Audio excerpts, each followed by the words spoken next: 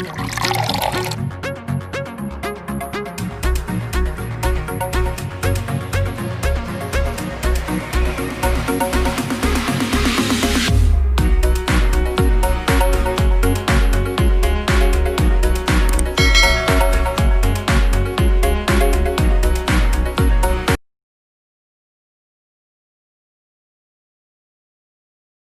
Student, my self Anil Kushwaha from chemistry cracker classes.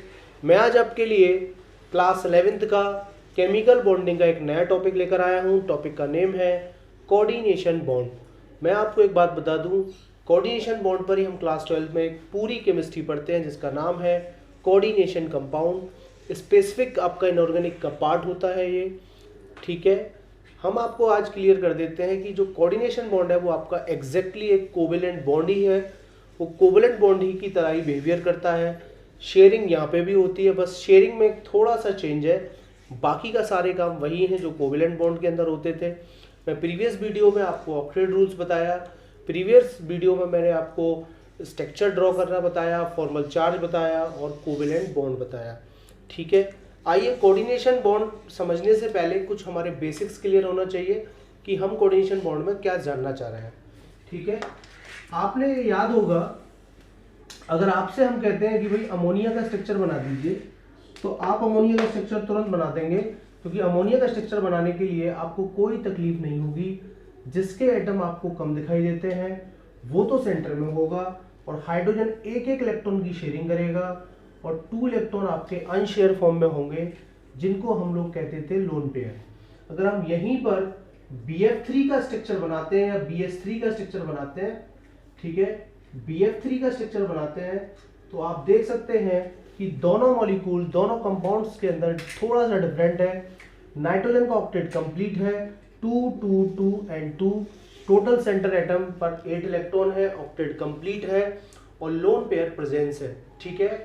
लेकिन आप इस वाले मॉलिक्यूल्स को देखें, जो BF3 आपका एक मॉलिक्यूल है उसका ऑक्टेट इनकम्प्लीट है, लोन पेयर भी एब्सेंट है और ऑक्टेट इनकम्प्लीट है। तो लुईस ने ऐसे मॉलिक्यूल जिनके ऑक्टेट कंप्लीट होते हैं और लोन पेयर प्रेजेंस रहता है उनको तो हम लोग कहते हैं लुईस बेस, और जिनके ऑक्टेट इनकम्प्लीट होते हैं उनको हम लोग कहते हैं लुईस एसिड, ठीक है। तो कोऑर्डिनेशन बॉन्ड जानने से पहले हमें पहले यही क्लियर होना चाहिए कि what is loose base and what is loose acid। तो those molecule have present a one lone pair, और जिनके आपको, ठीक है, loose base, जिनके ऑक्टेट कंप्लीट होते हैं उनको तो हम लोग कहते हैं loose base, और जिनके ऑक्टेट इनकम्प्लीट होते हैं उनको हम लोग कहते हैं loose acid। और मैं आपको एक क्लियर कर देता हूं बात कि जब भी आपका एक loose base loose acid से इंटरेक्ट करेगा, ठीक है, तो ऑलवेज फॉर्म्ड होगा एक आपका कोऑर्डिनेशन बॉन्ड, ठीक है। ये कंडीशन है आपके बॉन्ड को पता करने की, कोऑर्डिनेशन बॉन्ड कब बनेगा। सर बहुत सिंपल है, एक लूज बेस चाहिए, एक लूज एसिड चाहिए, तब आपका कोऑर्डिनेट बॉन्ड फॉर्म्ड होगा, ठीक है। फटाफट पहले से पॉज करके नोट कर लीजिएगा, फिर मैं आगे बात करता हूँ कोऑर्डिनेशन बॉन्ड से रिलेटेड, ठीक है। अच्छा, सबसे पहले हमें लूज बेस और लूज एसिड पहचानना है, वो मैंने आपको बता दिया। जिनके ऑक्टेट इनकम्प्लीट है वो लूज एसिड होंगे, जिनके ऑक्टेट कंप्लीट है, लोन पेयर प्रेजेंट है, वो आपके लूज बेस होंगे। ये भी क्वेश्चन हो सकता था कि लूज बेस लूज एसिड पहचान लीजिएगा, ठीक है, लूज बेस और लूज एसिड पहचान लीजिएगा, ठीक है। चलिए, अगर आपसे कोई पूछता कि PS3 का जो मॉलिक्यूल होगा वो लूज एसिड होगा या लूज बेस होगा, सर एक काम करिए, आप स्ट्रक्चर बना लीजिए। स्ट्रक्चर बना लेंगे तो एग्जैक्टली मालूम पड़ जाएगा कि आखिरकार सीन क्या है। फॉस्फोरस सेंटर में आएगा, आउटर मोस्ट शेल में, आउटर में हाइड्रोजन आएंगे, हाइड्रोजन तो एक एक की शेयरिंग करेगा। फॉस्फोरस के वैलेंशियल इलेक्ट्रॉन 5 होते हैं, ऑक्टेट सर इसका कंप्लीट है, लोन पेयर प्रेजेंट है, नो डाउट ये लूज बेस होगा। अगर आपसे कोई कहता कि मेरे पास FeCl3 है और FeCl3 का जब आप स्ट्रक्चर बनाते हैं तो क्लोरीन तो सिंगल बॉन्ड का इंटरेक्शन करेगा, और आप देख सकते हैं कि आयरन का ऑक्टेट इनकम्प्लीट है, तो सर ये लूज एसिड होगा और ये मेरा लूज बेस होगा। इस तरीके से आप पहचान सकते हैं लूज एसिड होगा और ये लूज बेस होगा। और देख लीजिएगा BS3 की अगर हम बात करें तो BS3 का आप बना लीजिएगा, बोरॉन के लास्ट शेल में 3 इलेक्ट्रॉन्स होते हैं, हाइड्रोजन से सिंगल इलेक्ट्रॉन का इंटरेक्शन करेगा, लोन पेयर एब्सेंट है, ऑक्टेट इनकम्प्लीट है, सर ये लूज एसिड होगा, सर ये लूज बेस होगा। ठीक है, आपकी वाटर की बात करता हूं तो वाटर को आप जब स्ट्रक्चर ड्रॉ करते हैं तो ऑक्सीजन के पास 2 लोन पेयर आएंगे, आप देख सकते हैं। अगर लोन पेयर प्रेजेंट है, ऑक्टेट कंप्लीट है, तो वाटर भी आपका कैसा वर्क करेगा, work well as a Lewis base.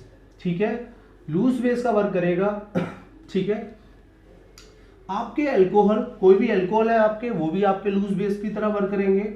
जब आप अल्कोहल का स्ट्रक्चर बनाएंगे, ऑक्सीजन के पास फिर लोन पेयर आएगा, ऑक्टेट कंप्लीट है, सर ये भी आपका लूज बेस है, वाटर भी आपका लूज बेस है। अमोनिया, PH3, इस टाइप के जो भी कंपाउंड्स आपको दिखाई देंगे वो सब लूज बेस है। ठीक है, पॉज करके नोट कर लीजिए। अब हम बात करते हैं कोऑर्डिनेशन बॉन्ड की। ठीक है, चलिए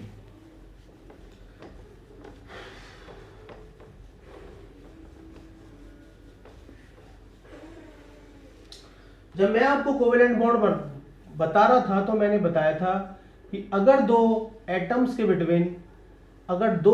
बिटवीन म्यूचुअल शेयरिंग होगी तो आपका एक कोवेलेंट बॉन्ड फॉर्म्ड होता है, जिसकी वजह से एक सिंगल बॉन्ड आ जाएगा। अगर सिंगल इलेक्ट्रॉन की ओवरलैपिंग हो रही है, सिंगल इलेक्ट्रॉन की शेयरिंग हो रही है, म्यूचुअल शेयरिंग, दोनों के बिटवीन म्यूचुअल शेयरिंग हो रही है, तो सिंगल बॉन्ड आएगा। 2 इलेक्ट्रॉन की होगी तो डबल आएगा, और 3 इलेक्ट्रॉन की होगी तो ट्रिपल आएगा। यहाँ पे भी शेयरिंग होती है, लेकिन बस डिफरेंस किस चीज़ का है कि यहाँ पे जो शेयरिंग होती है वो वन साइडेड शेयरिंग होती है, नॉट म्यूचुअल शेयरिंग होती है। केवल एक ही एटम शेयरिंग करता है, वो भी वन साइडेड। ठीक है, वन साइडेड शेयरिंग करता है। ठीक है, देखिए आप जरा, अगर मान लो ये अमोनिया है आपका, ठीक है, ये अमोनिया है, और अमोनिया के पास आपको पता है कि लोन पेयर की फॉर्म में फ्री इलेक्ट्रॉन रहते हैं, और इसको आप तो लूज बेस भी कहते हैं।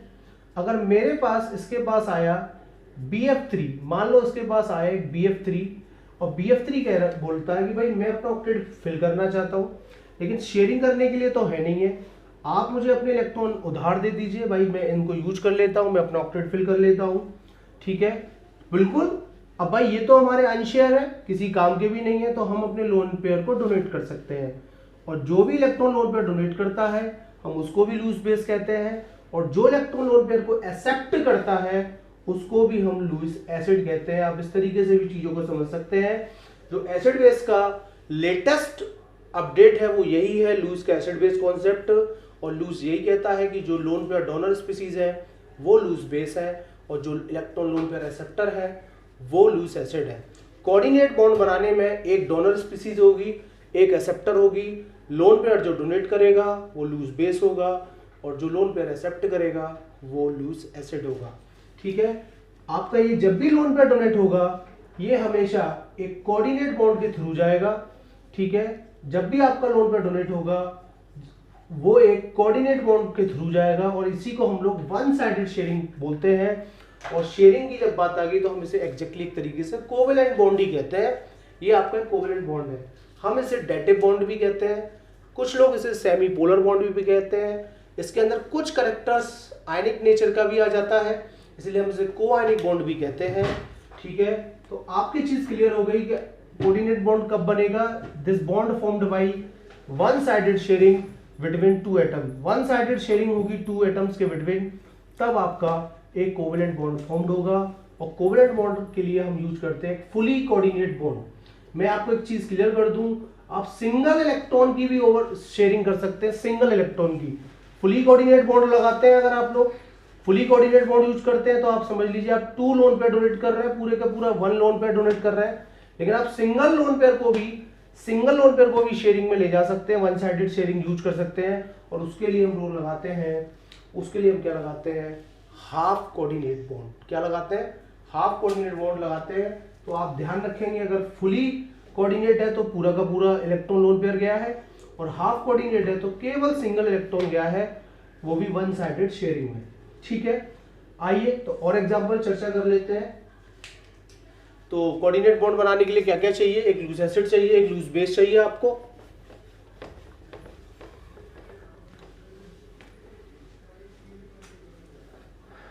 चलिए, मेरे पास एक अमोनिया है, ठीक है, और एक मेरे पास H प्लस है, दोनों कंबाइन कर कर क्या बनाते हैं NH4 प्लस।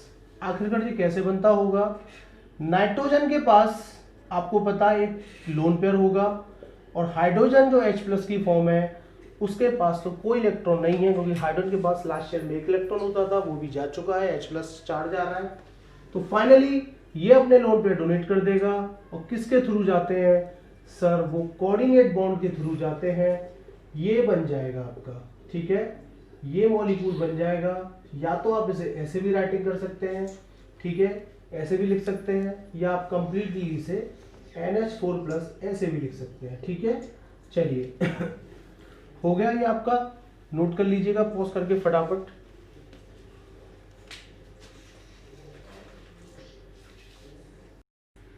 आइए एक दो और एग्जांपल डिस्कस कर लेते हैं हम लोग, ठीक है। ये हमारा वाटर है, ठीक है, वाटर के पास लोन पेयर होते हैं, ये H प्लस है, ठीक है, इसके पास लोन पेयर है, ऑक्टेट कंप्लीट है, ये तो लूज बेस होगा। H प्लस के पास ऑक्टेट इनकम्प्लीट है, इसको 2 इलेक्ट्रॉन चाहिए स्टेबल होने के लिए। वाटर अपना लोन पेयर डोनेट कर देगा, और डोनेट कैसे होगा, वाई कोऑर्डिनेट बॉन्ड के थ्रू जाएगा आपका, ठीक है, ये बन जाएगा, या हम इसे लिख सकते हैं H3O प्लस। और जो डोनर है, जो लोन पेयर देता है, उसे तो हम लोग कहते हैं डोनर एटम, ठीक है, उसे हम लोग कहते हैं डोनर एटम। और जो लोन पेयर को एक्सेप्ट करता है उसे हम लोग कहते हैं एक्सेप्टर। क्या कहते हैं, उसे हम लोग कहते हैं एक्सेप्टर। और जो लोन पेयर डोनेट करता है उसे हम लोग कहते हैं डोनर एटम, ठीक है। चलिए और एक दो एग्जांपल देख लेते हैं इसके थोड़े से। डेफिनेशन आप खुद से लिख सकते हैं, this is one sided sharing between 2 atoms, ठीक है। ये भी एक तरीके की शेयरिंग है लेकिन वन साइडेड है, ठीक है। चलिए मान लीजिएगा मेरे पास एक ये है ट्राई मिथाइल अमाइन के पास भी एक लोन पेयर होगा, ठीक है। ऑक्सीजन है मेरे पास, ठीक है, ऑक्सीजन का आप देख सकते हैं ऑक्टेट इनकम्प्लीट होगा, क्योंकि उसके पास 2 इलेक्ट्रॉन का रिक्वायरमेंट है। तो जब ये इलेक्ट्रॉन डोनेट कर देगा तो ये बन जाएगा आपका, ठीक है, इस तरीके का स्ट्रक्चर बनकर आ जाएगा, ठीक है। चलिए अब मैं आपको एक दो चीज और क्लियर कर दूं कि आप हाफ कोऑर्डिनेट बॉन्ड कैसे यूज करेंगे। अगर आप पूरे इलेक्ट्रॉन लोन पेयर को डोनेट करते हैं, तो सर आप लगाते हैं क्या, फुली कोऑर्डिनेट बॉन्ड। अगर आप केवल सिंगल इलेक्ट्रॉन को डोनेट करते हैं तो वो आपका कहलाता है हाफ कोऑर्डिनेट बॉन्ड। इस तरीके से यूज करते हैं। मान लो जैसे कि आपने PCl5 का स्ट्रक्चर बनाया और एक आपने SF6 का स्ट्रक्चर बनाया। जब आप इनका स्ट्रक्चर बनाते हैं तो आपको ये स्ट्रक्चर मिलता है, ठीक है। जब आप PCl5 का स्ट्रक्चर बनाते हैं तो ये स्ट्रक्चर बनता है, और आप SF6 का स्ट्रक्चर बनाते हैं तो आपको ये स्ट्रक्चर मिलता है। आप लोग देख सकते हैं कि आपको ये स्ट्रक्चर आपको मिलता है SF6 का और PCl5 का।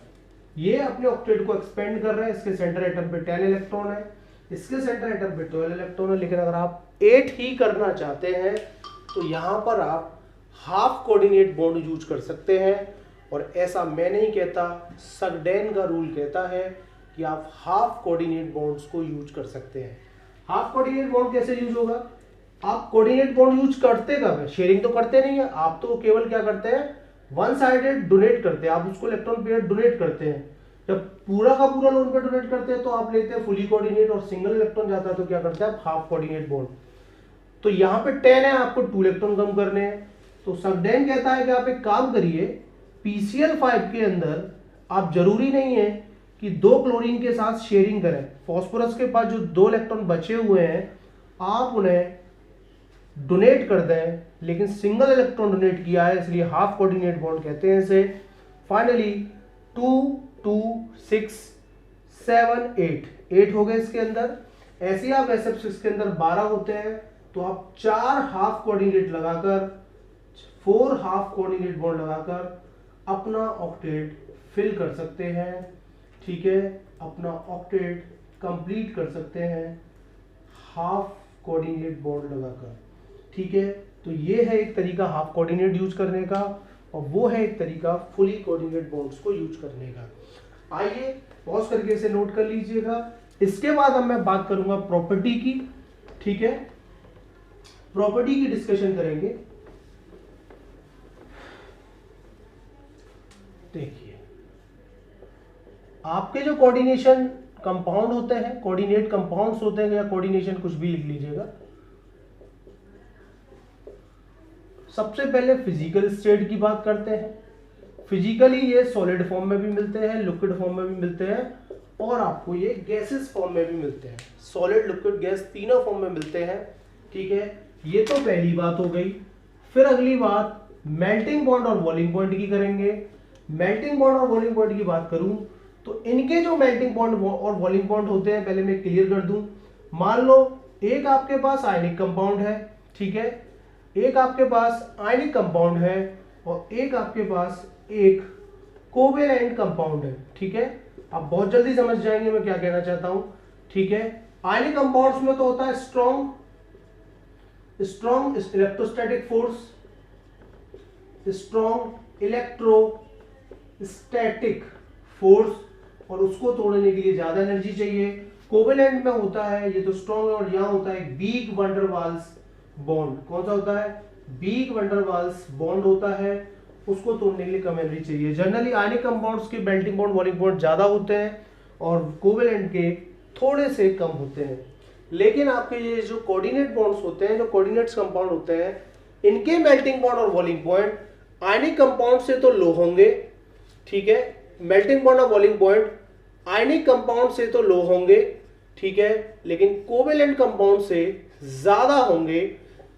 ठीक है, कोवेलेंट कंपाउंड से ज्यादा होंगे और आयनिक कंपाउंड से छोटे होंगे। ये याद रखें थोड़ा सा। कोवेलेंट बॉन्ड्स के मेल्टिंग पॉइंट, बॉइलिंग पॉइंट आयनिक से छोटे होंगे, और ठीक है, कोवेलेंट से थोड़े से ज्यादा होंगे। तो ये फिजिकल स्टेट हो गई, मेल्टिंग पॉइंट, बॉइलिंग पॉइंट हो गया। तीसरा है सॉल्युबिलिटी। सॉल्युबिलिटी की बात करें, आपके जो कोऑर्डिनेट कंपाउंड्स होते हैं, जनरली पोलर सॉल्वेंट में तो वो लेस सॉल्युबल होते हैं, लेकिन पोलर सॉल्वेंट में तो वो लेस सॉल्युबल होते हैं, लेकिन ऑर्गेनिक सॉल्वेंट के अंदर मोर पोलर होते हैं। ये इनका कैरेक्टर है सॉल्युबिलिटी का। फिर आती है कंडक्टिविटी। कोऑर्डिनेशन कंपाउंड या कोऑर्डिनेट्स कंपाउंड जो भी होते हैं, कंडक्टिविटी की प्रॉपर्टी शो करते हैं, कंडक्टेंस की प्रॉपर्टी शो करते हैं। वो बात एक अलग है, इनके पास फ्री इलेक्ट्रॉन नहीं होते, फिर भी कंडक्टेंस की प्रॉपर्टी शो करते हैं। ये चीज आप सीखेंगे कोऑर्डिनेशन केमिस्ट्री के अंदर। ठीक है, कोऑर्डिनेशन केमिस्ट्री के अंदर आप इस चीज को सीखेंगे। फिर इसके बाद आती है कोऑर्डिनेशन कंपाउंड जो आपके होते हैं वो रिजिड होते हैं, डायरेक्शनल कैरेक्टर होता है, इसी वजह से ये आइसोमर एग्जिस्ट करते हैं। समझ में आता है, जिनका डायरेक्शन होगा वो आइसोमर्स एग्जिस्ट करेंगे। आज के लिए इतना ही, छोटा सा ही टॉपिक था। अगर समझ में आया तो और भी स्टूडेंट्स को बताइएगा। Thank you.